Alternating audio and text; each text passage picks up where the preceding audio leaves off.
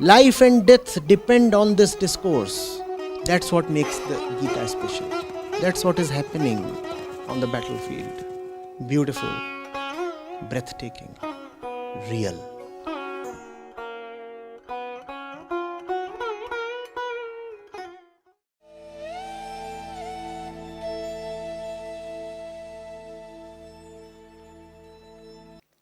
Srimad Bhagavad Gita, chapter 18, verses 29 till 32.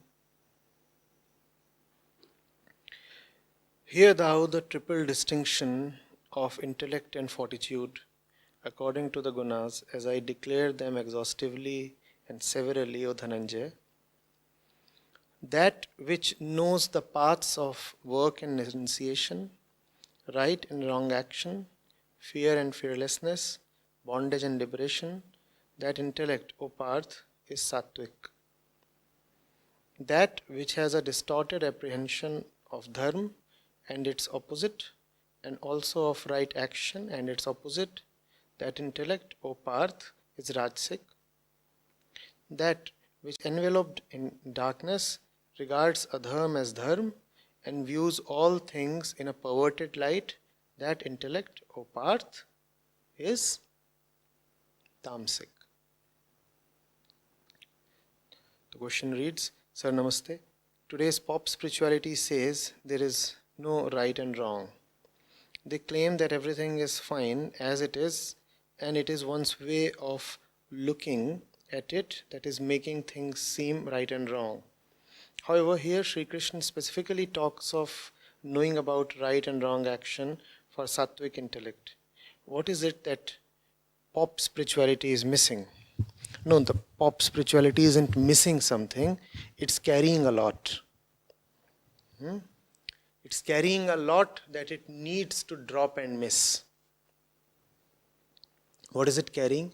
It is carrying the obligation to defend itself. Pop spirituality is carrying the responsibility to defend the ego.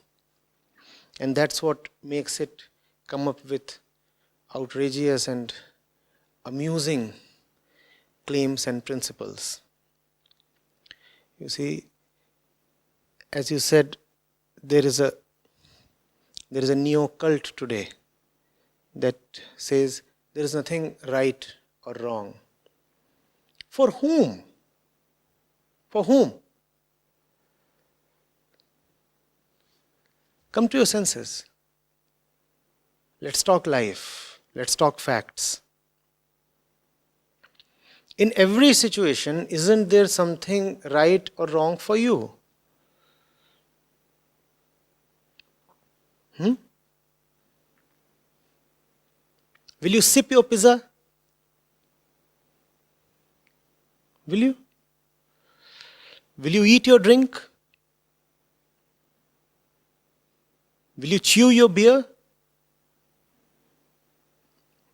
Something as elementary as this too has rightness and wrongness associated with it. There is something appropriate, there is something inappropriate. If right and wrong is too loaded a word for you, isn't there something appropriate in every situation and inappropriate too?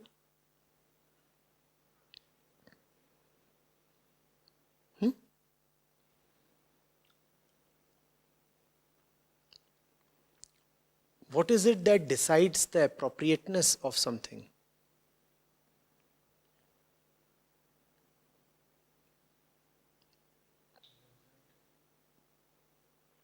Why don't you want to eat your food in an inappropriate way?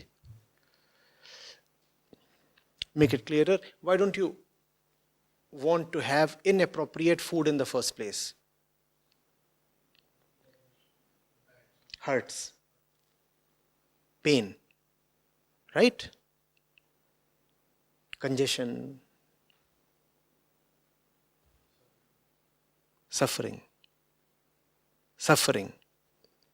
So suffering is what decides the rightness and wrongness. Correct? Of even something as ordinary as food. That's how one has to choose for oneself. As long as you are prone to suffering, there is something right and there is something wrong for you. What is right for you? That which will relieve you of your pre-existing suffering without adding much to it. Sometimes it is possible that to relieve you of the burden of your existing suffering, a little more well-directed suffering needs to be injected. Just a little more. Negligible compared to the great frozen mass of suffering you are already carrying. But that's what decides the rightness of an action, right? You have to ask yourself, I'm already in bondage. I'm already anxious and desperate and whatnot.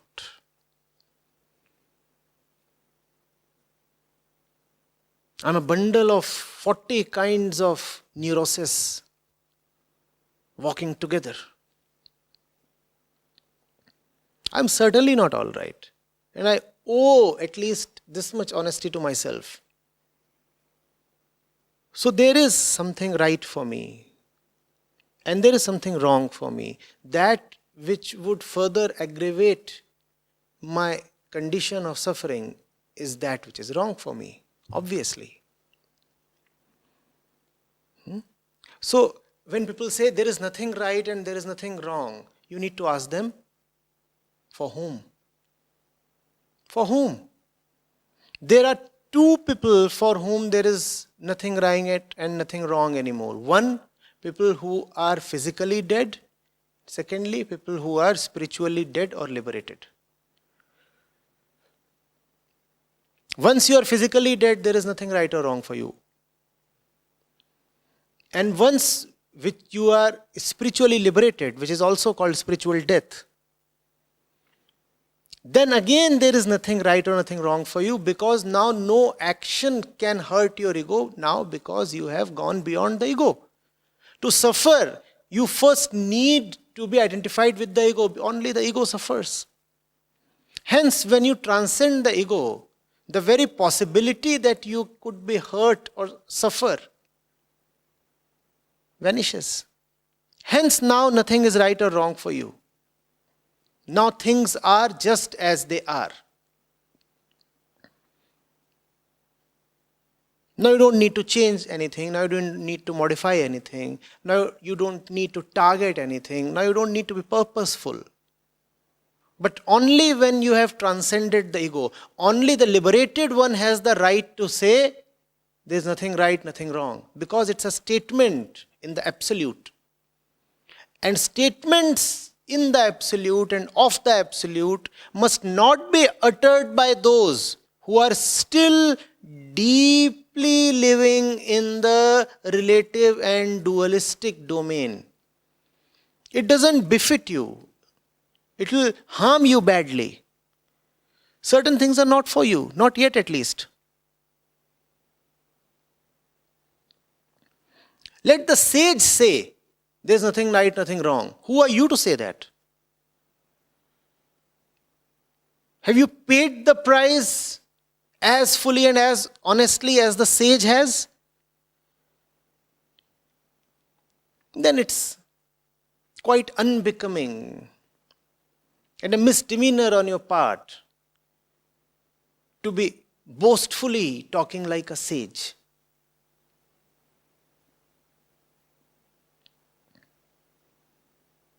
Are you getting it? And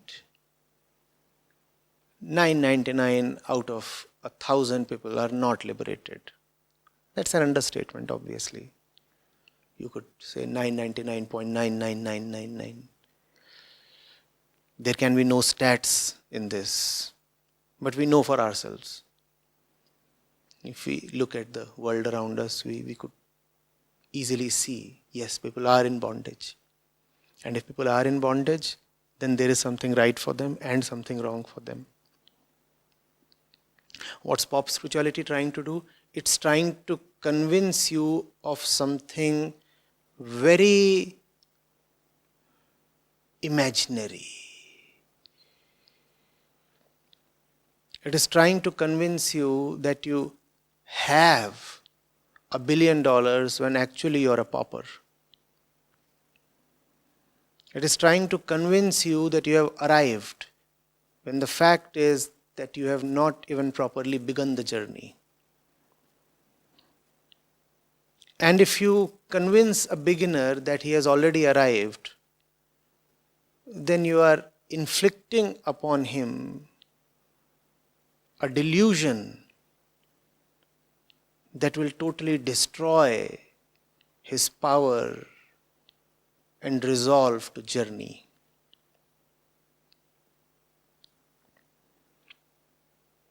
This fellow who has just commenced his journey needs to be informed of the utter criticality of his journey. He needs to be told to shed some luggage, some baggage, some weight and hurry up. He needs to be told to sleep a bit less and eat a bit less and be more agile and speedy. Instead of that, if you tell him and convince him that he has already arrived, are you doing him a favor? That's what pop spirituality does. That's the, in fact, center of pop spirituality, to convince you that you are already all right when you are not. Somebody is going around saying, oh, I am Brahm. Somebody is happily brandishing that he has disappeared. Somebody is proclaiming that he is absolute silence. Nobody is coming up and admitting that he is just a dirty bundle of egoistic tendencies. Just nobody. Because their teachers, their gurus are all busy minting money and followers, convincing them that they are all right as they are. And that's music to the ego's ears. That's exactly what the ego wants to hear. So I'm okay as I am. Yes, you are. And I'm certifying that I am the biggest guru. And why am I the biggest guru? Because this is what I certify. And people come flocking to me. Sir, me too. Am I already all right? Oh yes, you are. You are perfect Satchidanand Brahm. You're not even an ordinary Brahm. You are hyper Brahm. Sir, me? Obviously you. And if you want to exceed your hyperness, you can come and donate a little more. You'll then be somebody who has transcended Brahm.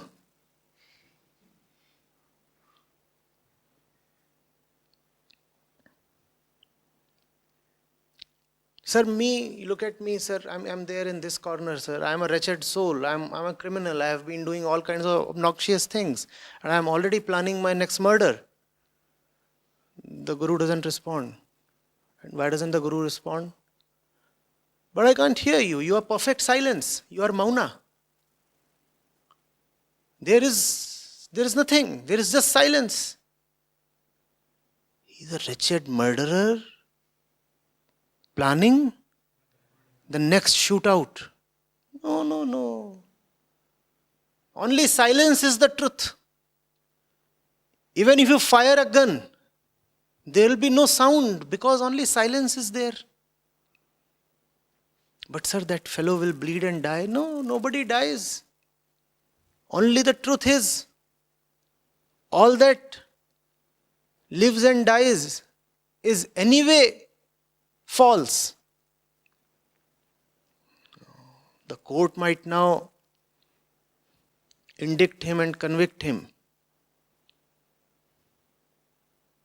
But the Guru has granted him mauna,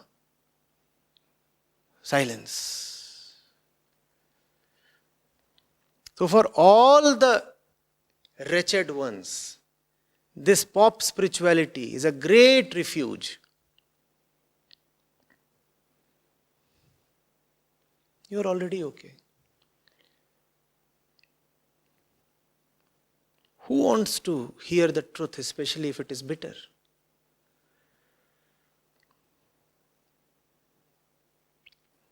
The teacher and the students are co-conspirators, hand in glove, driven by the shared mutual agenda of upholding the ego and maintaining the status quo.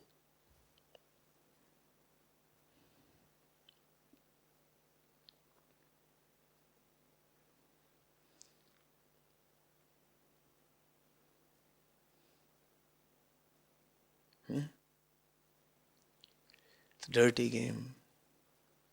Watch out.